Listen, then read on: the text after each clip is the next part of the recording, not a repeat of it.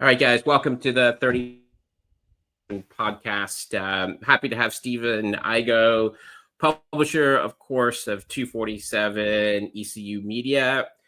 You're building out quite the media conglomerate there, Stephen, and of course, host of his own radio show, Hoist the Colors, on 94.3.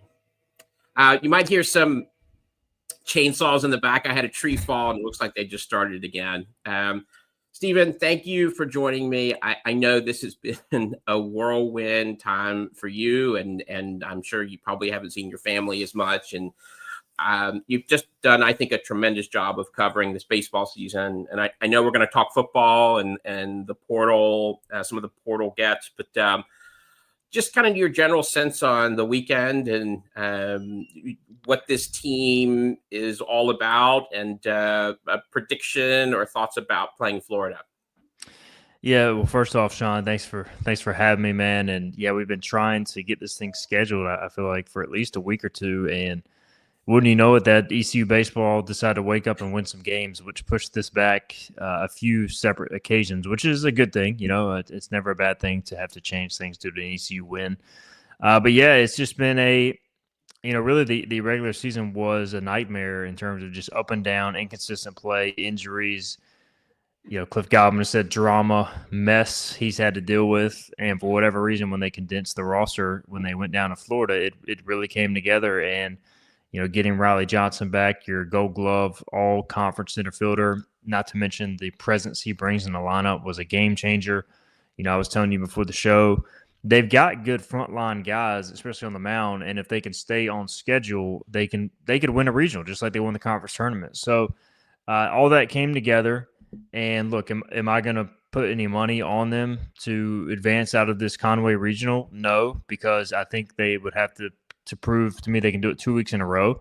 Now, if they play like they did in Clearwater, they certainly have a chance with clutch hitting, quality pitching, winning pitches, in key counts where you have to deliver good pitches. So they've shown now they can do that. Yes, the competition will be stiffer, but they also played Coastal Carolina really good earlier this year when they weren't even playing that well. Now, Florida is a juggernaut as far as talent, but they aren't unbeatable.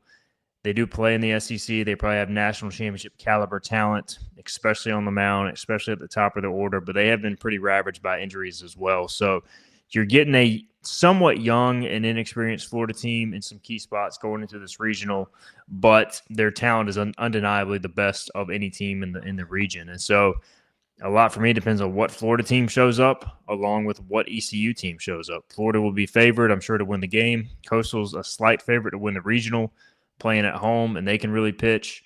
I just have a weird feeling, though, the Pirates, I made the pick last night on our podcast. I think they're going to have a chance to win the game against Florida. And if they can do that, all bets are off from there, just given what momentum that would give them. I'm not a baseball guy, and I've started following it a little more closely because of your coverage, but I do enjoy winners, and there's no question. So hats off to that guy, and he's as feisty as ever, but maybe that's what gives him that competitive spirit.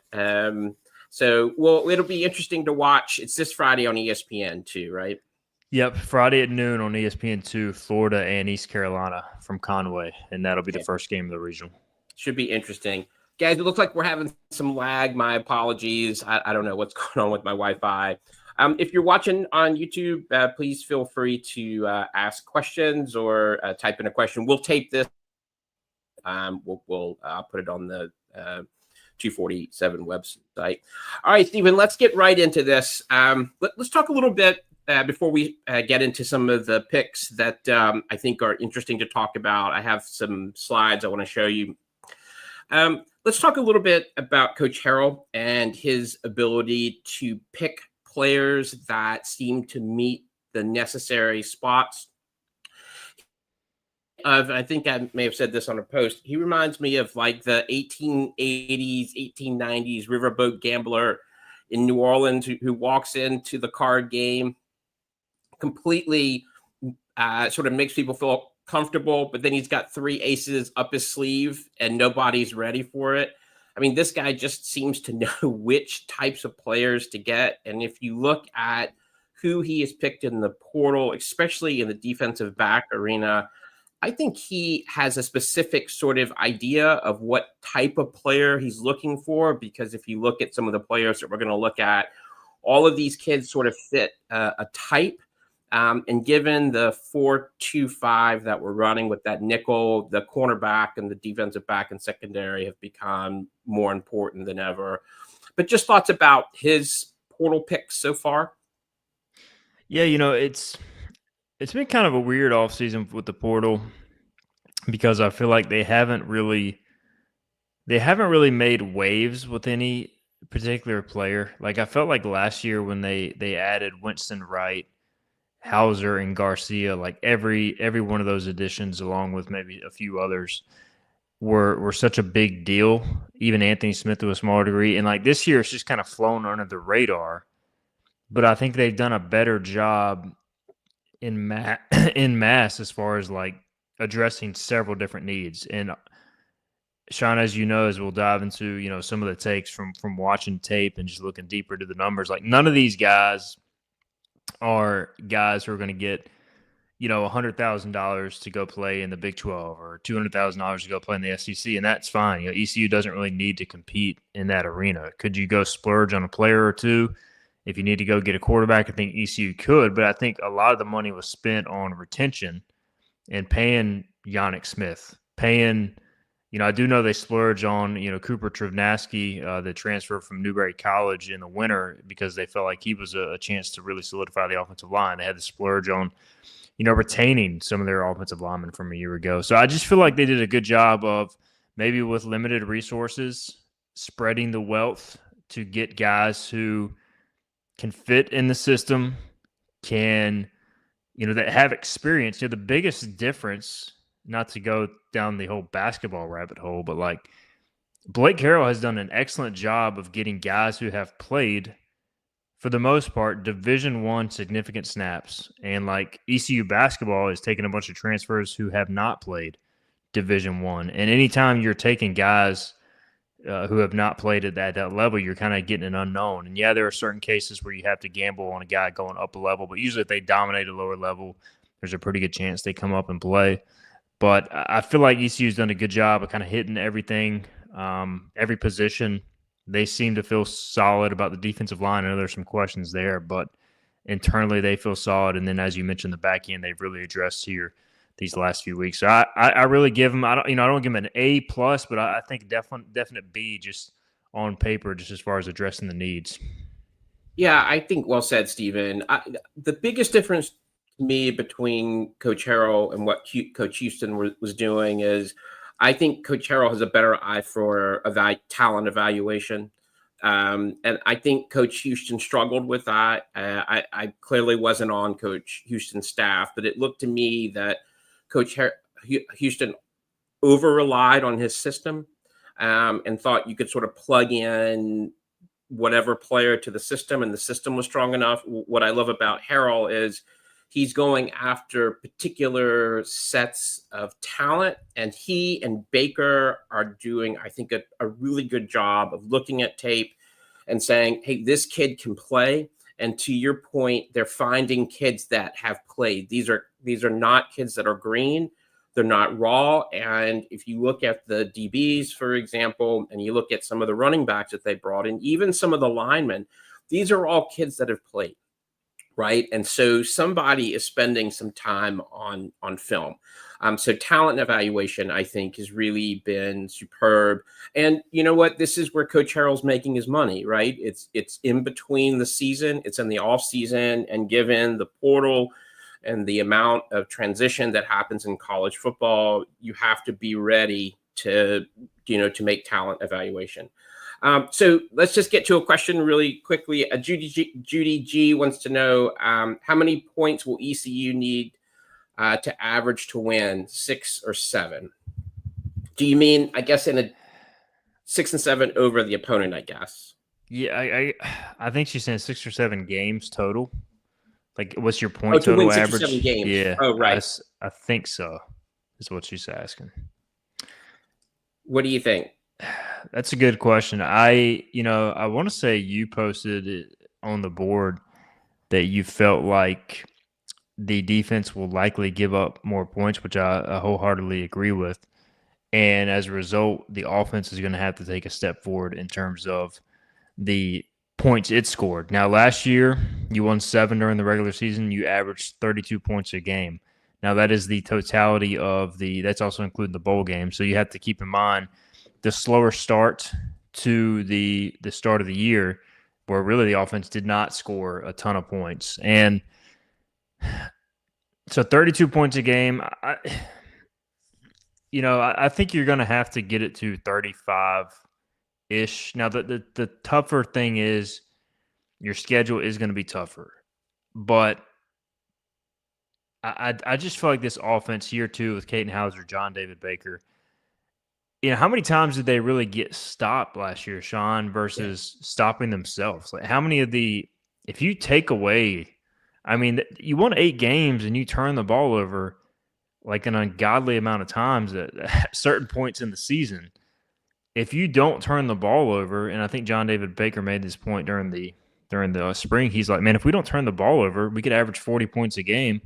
Now, obviously, you're not going to cut out all your turnovers, but I think if you get into that 35 to 36 point range, you're probably looking at 6-7 wins for sure. That's a lot of points. Defenses are starting to catch up, I think, to some of the offenses in college football, but it's still a very offensive game.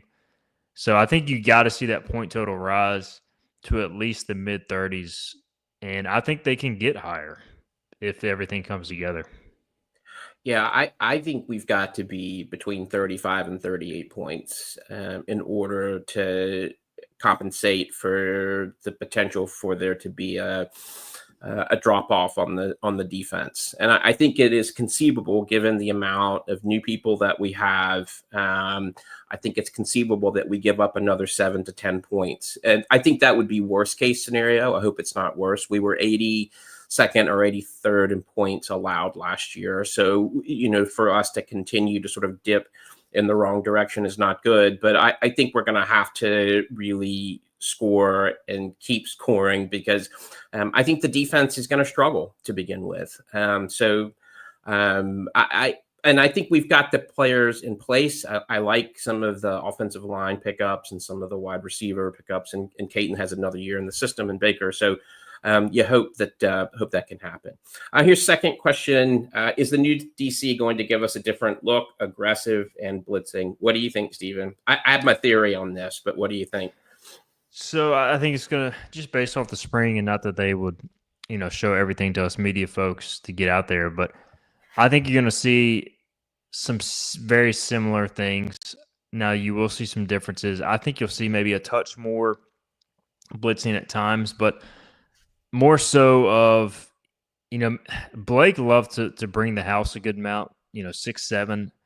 I think Aldridge, and I could be wrong here because he could go, all out blitz with no safety over the top more times than I expect. But I almost feel like he's a guy who, all right, we want to send 5 here. We're going to bring the nickel here. The next time we're going to bring an inside linebacker. The next time we're going to bring the strong safety down. I think his is more where we bring the extra guy or two from.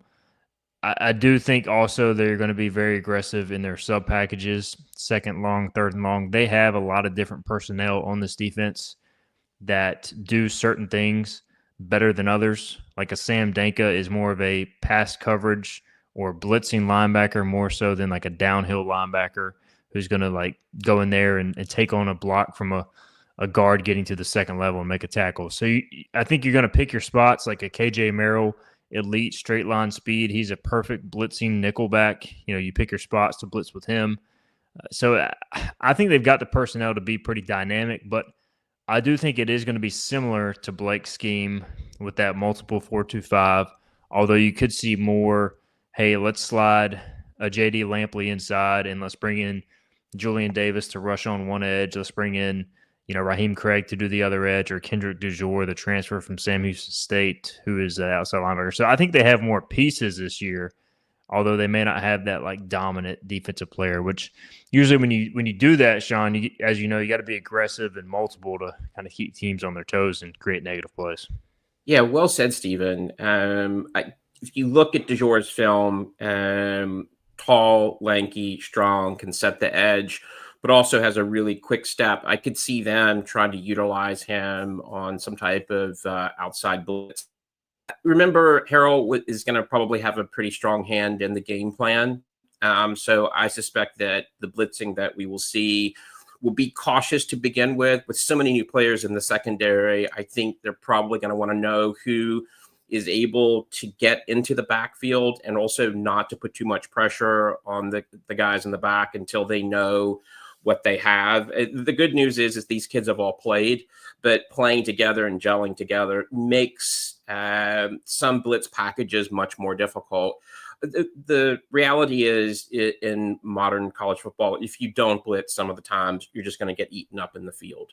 So they're going to have some type of blitz package.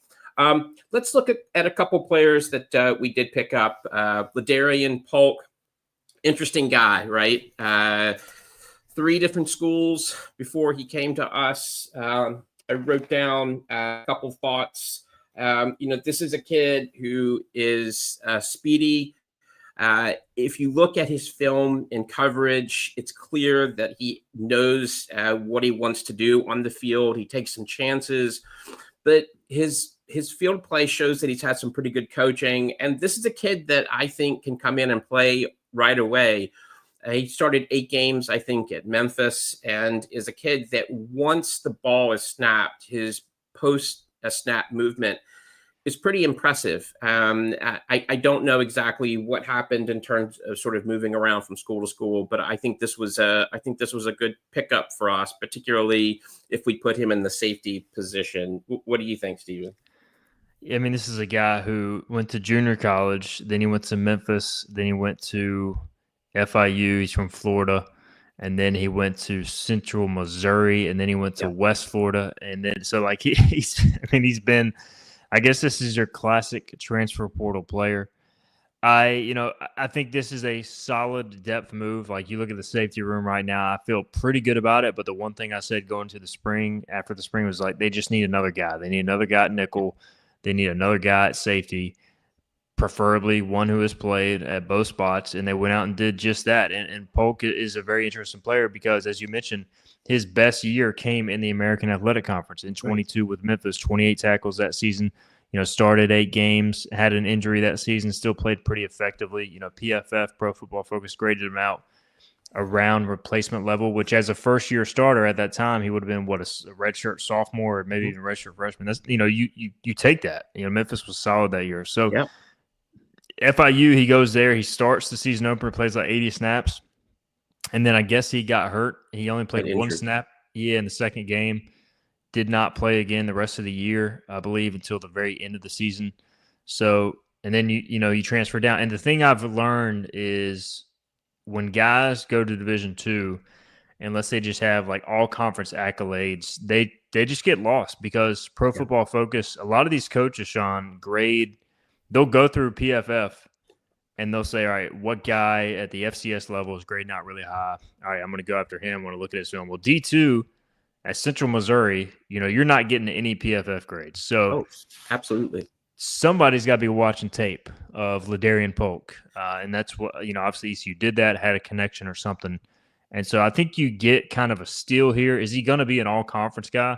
I highly doubt it. But, I think this is kind of your diamond in the rough. Hey, late spring portal, there's not a ton out there. And ECU, I think, found a guy who's going to come in and help them and can play special teams too, because you always need safeties to play special teams. Yeah, absolutely. And the other thing too, Stephen, is all of these guys have agents. And I think often what happens is who's the most aggressive agent, who has access to the coaching staff, who knows who. I mean, that's an important world of connections. But if you look at this guy's tape, I think he's going to come in and he's going to put some pressure on the safeties that we have. So I think a good get. I just put his ability to switch and pick, which means that he can switch between the DB and the safety.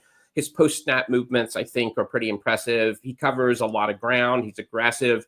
At times, he takes unnecessary risks, but that's part of what happens when you have an aggressive safety.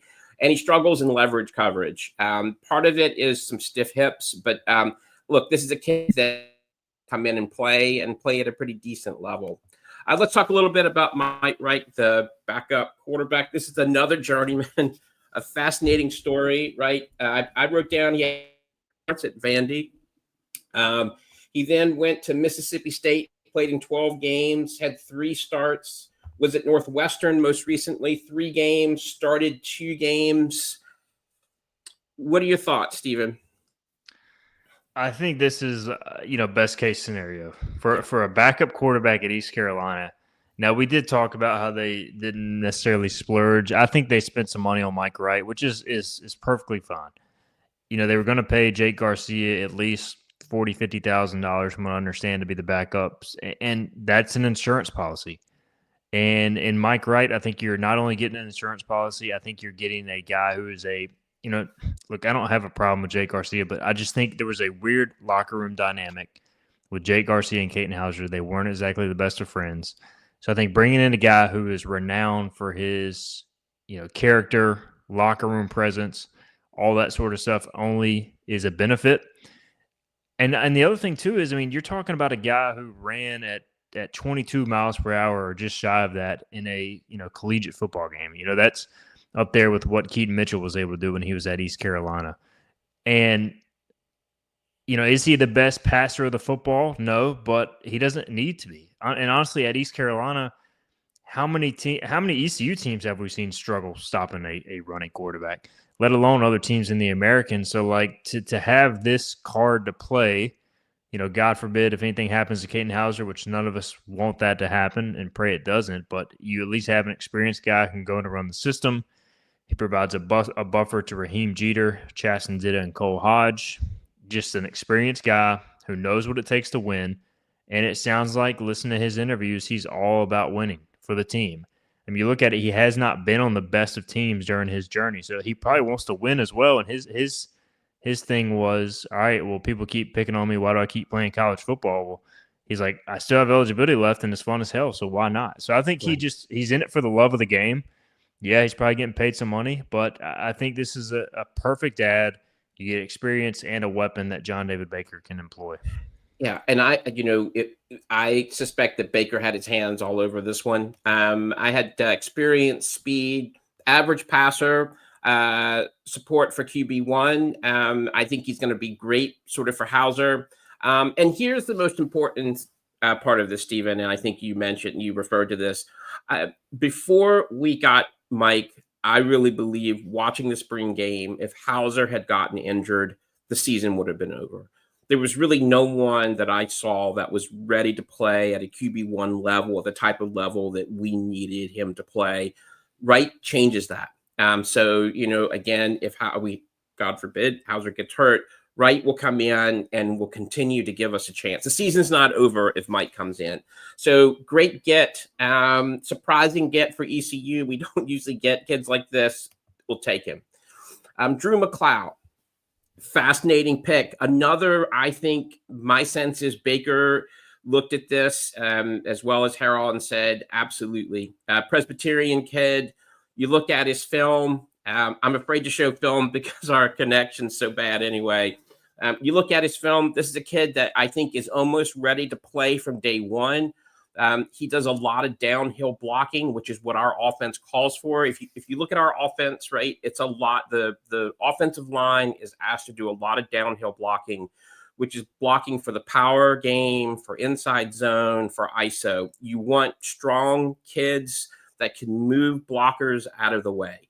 So if you look at his film, this is a kid who played in a system where there was a lot of power runs, there was a lot of down blocking, and this was a kid who also in his film did a lot of duo, which is particularly important for inside zone. So he was able to double team the tackle and then move to the next level. I think if you look, the thing that concerns me a little bit is just sort of some coaching issues. And also I think he needs to gain about 10 pounds. What are your thoughts? Yeah, I think you summed it up well. And just to clarify, because I called him Drew McClough. Apparently, it is Drew McCullough. Oh. And so it doesn't read like that at all. I did interview him, and he mentioned that. So I just wanted to clarify that, as my dogs are barking in the background. You probably hear them. Drew McCullough from Presbyterian. I think it's the perfect ad because look, they needed to get somebody who had played center. And again, is this the FBS level? No, but it is the Division I level. And is Presbyterian playing the hardest schedule in the world? No, but he has gone out. He has proven he can be durable. He played an entire season.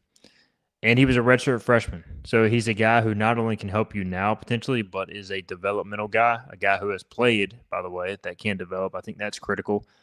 And look, we just don't know what the center position holds right now. So another kind of insurance policy, so to speak. He is a little bit small, I think 290, which you can play with at center, but this staff seems to prefer bigger centers. Yeah. You look at it, they're moving Bryce Weaver to center in the spring. They moved Darius Bell, another big guard, inside the center in the spring. So those guys are still learning how to snap consistently. Drew McCullough doesn't have to worry about snapping. He knows how to do it. You have Panda Askew, a smaller center. They actually used him more at guard this spring, which I thought was interesting. So you've got some options there, but McCullough is really the only guy who has played because Carson Jones, who it's a shame because he was really looking good early in spring, blew out his knee or patella injury, is probably going to miss the entire season. So you got to find an answer at center because I honestly feel pretty good about the rest of the offensive line, the way it's shaping up.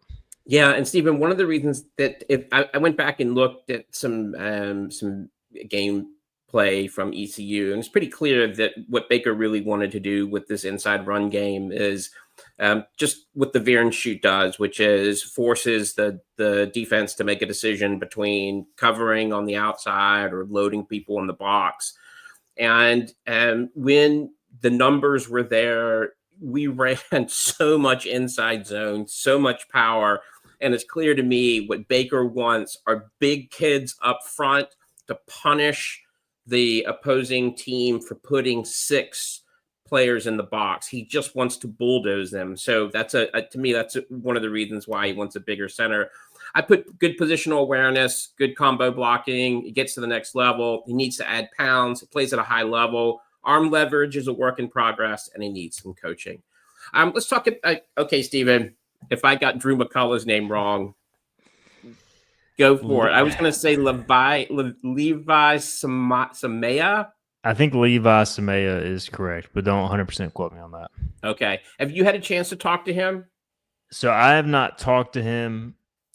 I have. Obviously, he was in for the spring. I watched him then, and dude, he is massive. And honestly, he is better than I thought he'd be. I was a little concerned about, as you wrote down there, like he's kind of stiff, but he moved better in person than he does on film. Now I still don't know if he's a starter right now, but just another, you mentioned it, Mauler.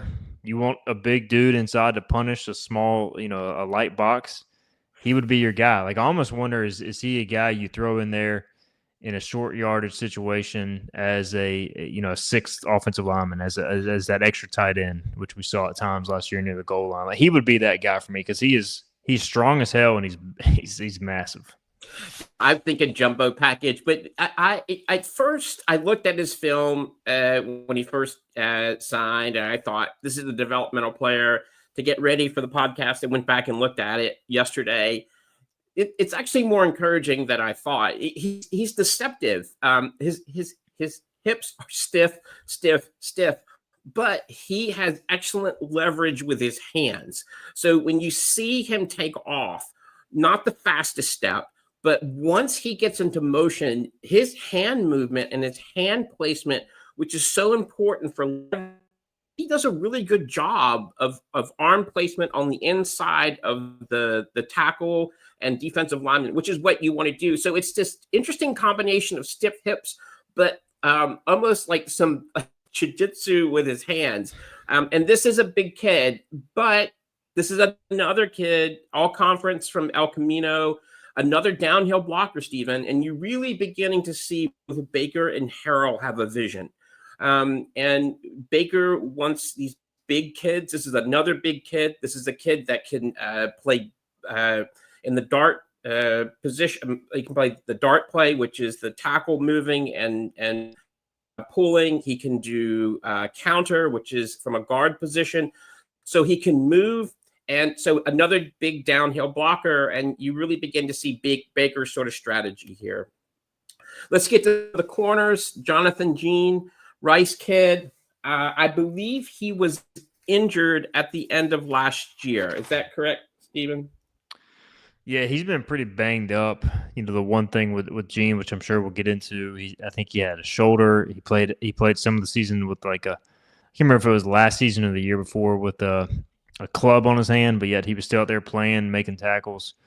The Houston game in 23, big rivalry game for Houston Rice. He actually had the pass breakup on Houston's 2-point conversion in overtime to try and tie the game. It was on Matthew Golden. He was playing the slot. Matthew Golden was just taken in the first round after transferring to Texas. So, that was his big moment at Rice. He played a ton that year, and then he dealt with a lot of injuries latter half of that year and last year.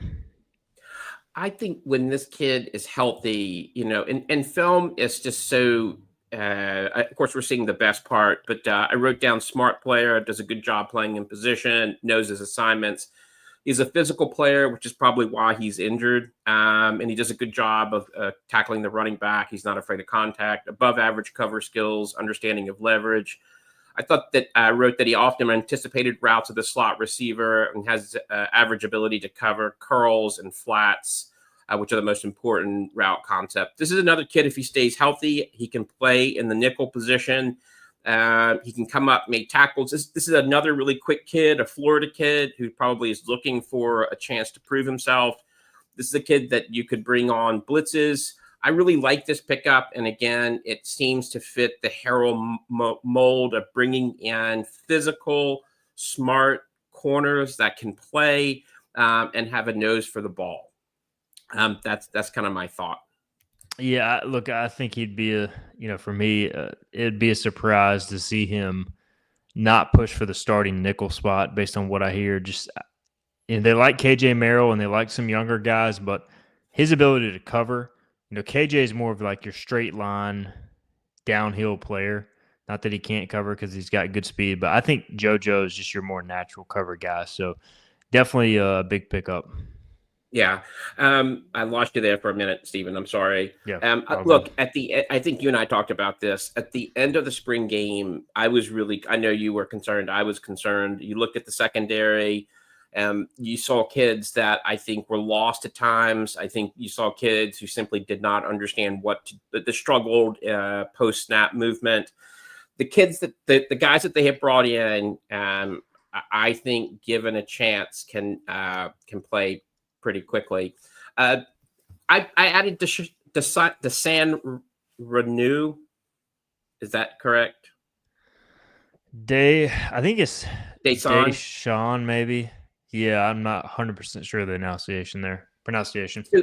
I think this is a kid who is a sort of he comes in, this is a depth player, a kid who probably wants to be here, big body. If you need to spell someone, but clearly, I think they're looking at him as as help as a backup. Any thoughts on him?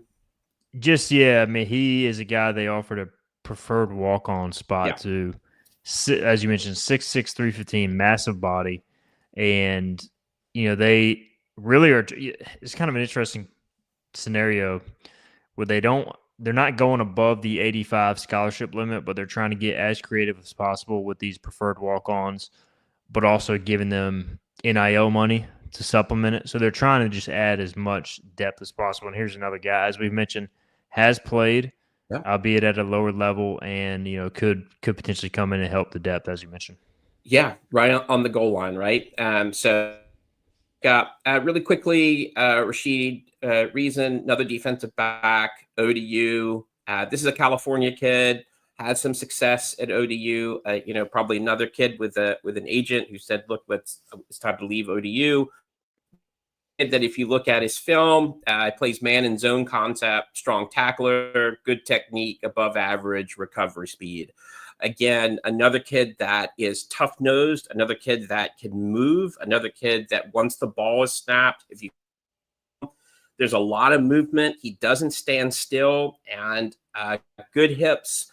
this is a kid who can play. And if you look at his coverage, his PFF grades, I think they were pretty decently high against ECU, App State, and Texas State.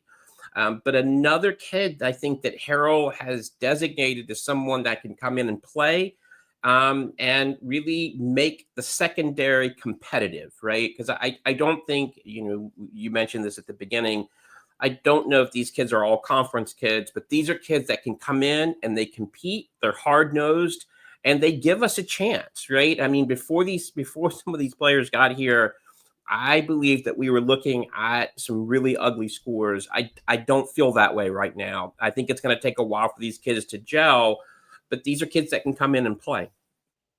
And the biggest thing with Rashid is he's coming to a position room where he knows his coach. He played for Teron Williams, who coached in the past few years at Old Dominion. So you've got a guy, if you're Teron Williams, you go through the spring and you're like, man, I don't know what we have at corner. You see the potential at times, but then you see some inconsistent play. So, all right, I'm going to go get Rashid, who I know I can count on for this, this, and this. And like as a coach, you just want to put guys in the game who you can trust. Yeah. Like, it's really that simple. And so, like, to get a guy like that who, all right, if we're going to play him 10 yards off the ball and tell him, hey, let's just make sure to keep everything in front of you. I don't care if the guy makes the catch. At times we saw Isaiah Brown Murray do just that, or other guys who played last year.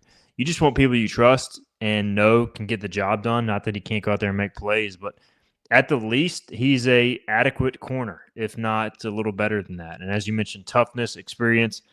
I love this pickup. I mean, it's just another quality add, and all the transfer corners I think have a shot to play. It's just a matter of who is going to emerge from that group. And Reason, having played for Tehran before, I think has kind of an edge going into the summer. Yeah, and there's no greater compliment when your coach wants you to follow, right? I mean, coaches don't pick kids that they don't want. They don't want kids to follow them that have not played well. I'm going to say, okay, Crowell. So let me just say a couple thoughts about this kid. I looked at his film, and you might think I'm crazy, Stephen, but I think that this is a special talent. And if you look at his athleticism on film, he reminds me of Chavon. Right. But this is a kid who's his hip fluidity. If you look at him in coverage, this is a guy that can change on a dime. You look at his time at the University of Indianapolis, 5 interceptions in one season, first team defensive back. The guy had speed. You look at his high school film. He played wide receiver, special teams. I think he was the special teams player of the year for his conference.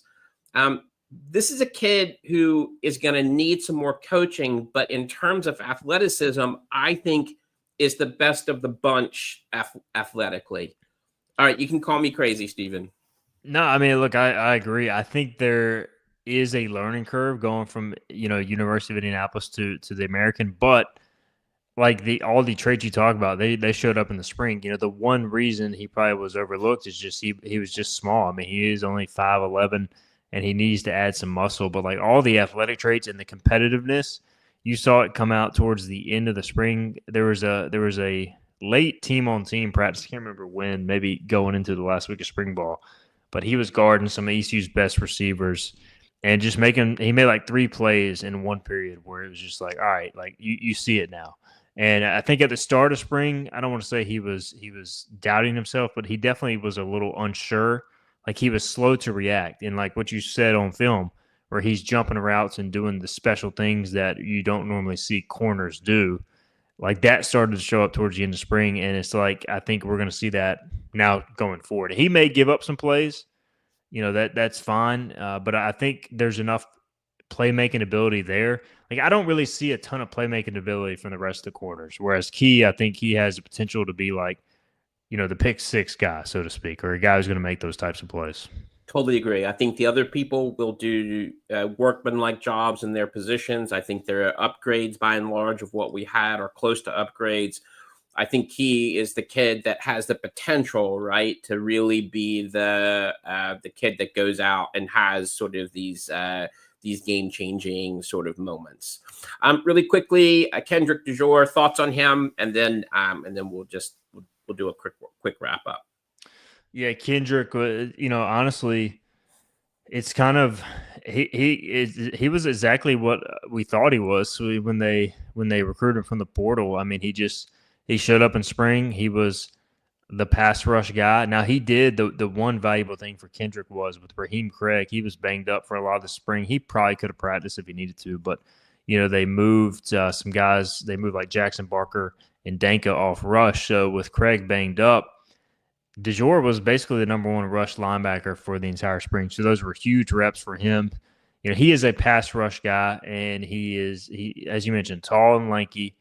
And honestly pretty physical. Like he Yeah. doesn't look. He looks almost more like a receiver than a defensive end or outside linebacker. But like when he lines up in his defensive stance, he's not going to lack away from hitting you in the mouth. So like I think he plays more physical than he looks. And then, but his calling card definitely with the length is getting after the passer. I think he's going to be more of a situational pass rusher. I think you'll see him and Craig on the field at the same time in certain packages and Danka. So, I mean, you're going to have a ton of length out there. And then, JD Lampley also coming back from injury. I think you'll have some legitimate pass rushers, but he is definitely a pass rusher through and through. Yeah, I totally agree about his physicality. I was surprised on film because a lot of times these tall guys they specialize in rushing. This is a guy who set the edge quite a bit. He got into the face of the defensive of the tackles, surprisingly, quite a bit. So this is a physical kid who another really good pickup. A solid pickup. And so I really my hat's off to Coach Harrell and his staff because somehow these agents are getting through to them and they're doing their homework on these kids. They really are. Just some final notes.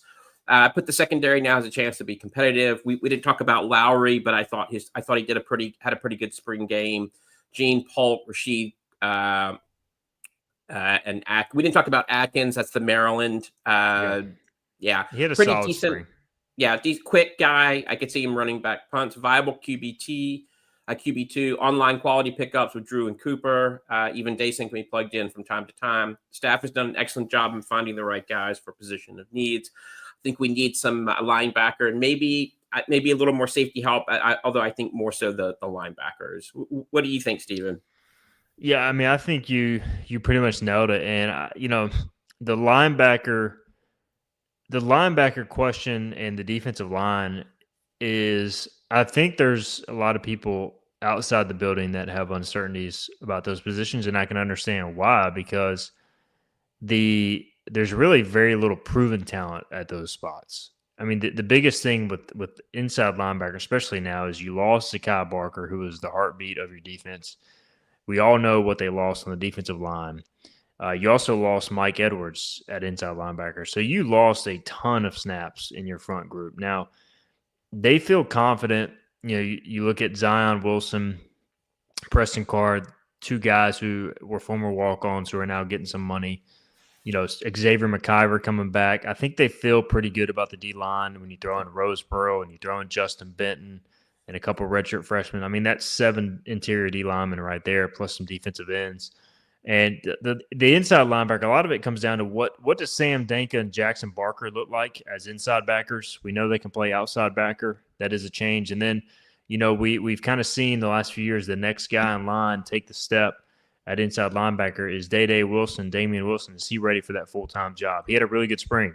What about DJ Johnson? Like you would talk about a dude who's going to hit you in the mouth. He is a shorter linebacker, but he doesn't mess around, man. He is going to hit you and hit you hard. He only knows one speed. And then you got some younger linebackers too. So linebacker, I think, is a little bit of a concern. And I think they tried to add a guy there, but there just wasn't really a home run or a guy that they felt was the best fit. And so I think they're going to roll with what they have, and they feel decent about it. I know they feel good about the D-line, and, we'll have to see how it plays out. Yeah, and I think if you look at the strategy of Harrow, at least in bringing in these defensive backs, because all of these backs can tackle, all of these backs are physical, and so many teams now are running sort of a nickel position, a 4-2-5-ish. The better teams that run that defensive formation have corners that can tackle, have corners that can come up.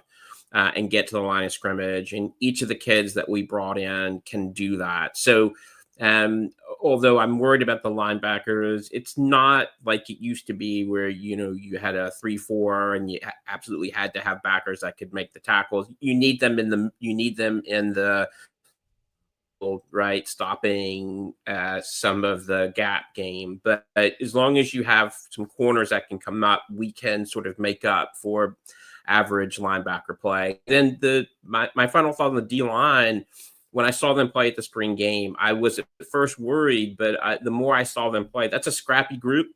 That's a group that started really getting after the ball, and I felt much better about their physicality and their ability to gel once the season starts. I mean, go ahead. I was just going to add, like, this defense, I just don't, I don't know if they're going to have many standout players, but I think they can be better than the sum of their parts, if that makes any sense. Like, I just feel like, like some of the experience, and I guess if you had to point to the standouts, you could have it. I think JD Lampley could have an all-conference year. Like, he gets the pressure. The problem with JD is he's got to finish these sacks because he's constantly in the backfield. But outside of that, I just don't see a guy who's going to like take over a game, which is fine. Like, if your system's good and you trust the people in your system, you can still be good. And at the end of the day, this system is in a lot of cases going to be about fooling the offense, keeping them on their toes, making them hesitant, and that leads to TFLs, sacks, and turnovers, and that's how you win football games. Absolutely, and I think we've just got to stretch because everybody wants to stretch the field, and we've just got to stop the stretch enough that the offense can score points, right? And I think we've got enough player combinations post-spring with some of the add-ons that can make us competitive enough, that can fit the scheme, that will provide enough stop on the defensive side that we won't have to score 50 points per game, right? Now, I say that, and we'll just have to score 50 points per game. But if hopefully we can keep it in that 35, 38 point, margin. But we're going to see, right? I think the defense is going to struggle to begin with, just putting all these players into place and getting them used to each other. But hopefully 4 or 5 games in, we'll have a better idea of what's there. Final thoughts, Stephen? I mean, you would like this to be the year you open with Campbell or whoever, not open at NC State. But at the same time, when the line came out for that game, we posted the spread, which NC State was favored by 2 touchdowns or so. And Raheem Craig was one of the first to comment on Instagram with some laughing emojis. So, like, I think it motivates the players. It gives them something to look forward to. And I think this team, like, for the first time in a while, East Carolina feels like it has its swagger back. Like, that Military Bowl victory meant so much to the fan base. And at spring practice, it feels like ECU football again. Blake has an intensity to him. He does. But he's got like the right blend of relax to him as well. He's just such an easy guy to be around. The players are themselves, and I think it just fits ECU.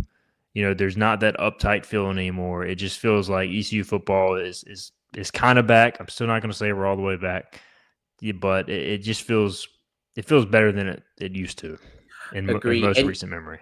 Agree. And Baker's wily. I'm interested to see him in his second season. He really has a sense of what he wants on that offense. And so you've got 2 really smart, crafty coaches who, could be the difference in sort of gelling this team. So, Stephen, I know this has been a crazy baseball season and a crazy 2 weeks.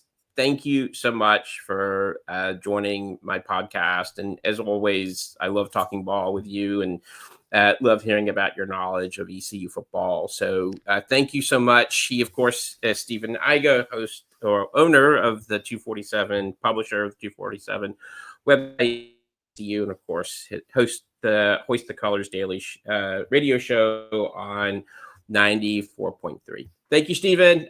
Hey, guys, I'll publish this online. Take care.